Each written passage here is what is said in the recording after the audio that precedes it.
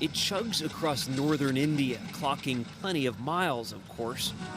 But more significantly, this train transports tourists through time. Even before guests step on board, there's plenty of pageantry to set the tone. Here we met the Campbell family from Baltimore, starting their week-long holiday on this train called Maharajas Express. We're particularly enamored with the idea of the Maharajas. Why? Well, it just seems like a very exotic time. The Maharajas, you likely recall, controlled parts of India during the 19th and first half of the 20th centuries. They were flamboyant rulers, to say the least. In their apparel, in their palaces, in everything, the intention was to show people that they were different and that they were rulers, and that was why they were different. It was about show, but it was about maintaining power. Absolutely, yes. Sir Mark Tully, a journalist and train enthusiast, explains Maharajas were empowered by British colonists to help control parts of India. It was a time when the British were building railroads across the subcontinent, and trains were considered a sign of modernity and wealth. The railways were very important to Maharajas because they were prestigious things. And if you look at the trains, you can see that they were specially built, very obviously, blatantly luxurious, so that they would impress anyone who saw them. Ashley Campbell was certainly impressed with this modern-day remake as her family stepped into their staterooms. This is awesome. Maharajas Express is the result of a public-private partnership designed to boost tourism. Up to 23 coaches can fit as many as 88 passengers. It's complete with a boutique, bars, and 2 restaurants. The train generally travels at night. This 7-day trip took tourists from Delhi to Jaipur to Agra, home of the Taj Mahal.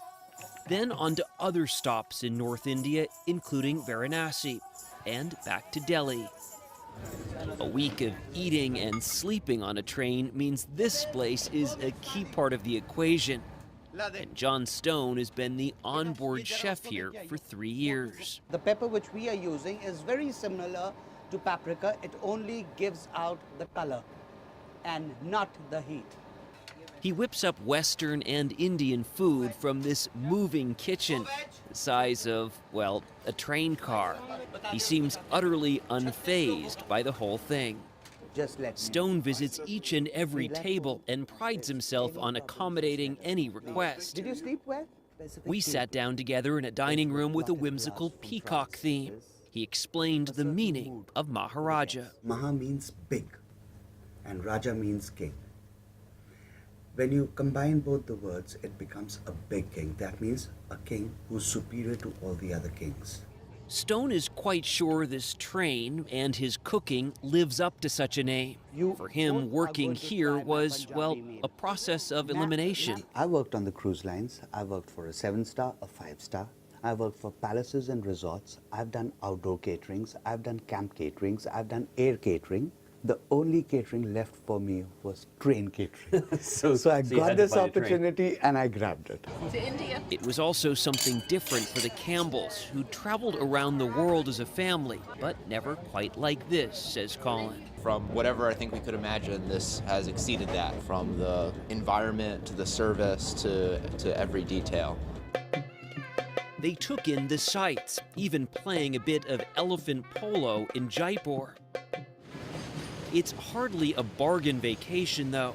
A cabin for the week costs at least $5,000, but is complete with everyday comforts that seem luxurious on a train.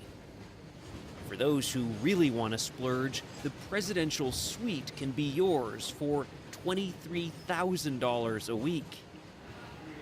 Visitors to New Delhi's National Rail Museum can see the real thing, original Maharajas trains on display. This train car was built in 1899 here in India with help from the British. It was built for one of the Maharajas. It has been restored, and you can imagine how opulent it was for the time. This is the living quarters with its wood panels. It has a fully functioning bathroom and was part of a 3-car train.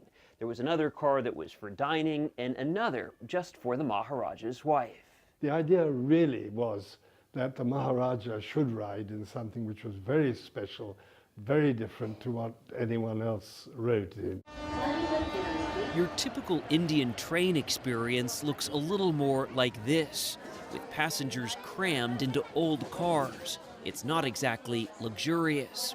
Misery and suffering. James Campbell admitted to feeling a little guilt seeing India's poverty pass by the train window, but remarked the Maharajas provided such color to history. There were some extravagant, over-the-top things that these Maharajas did not too many years ago. One thing that we read that really stuck with us, they certainly made this a much less boring life.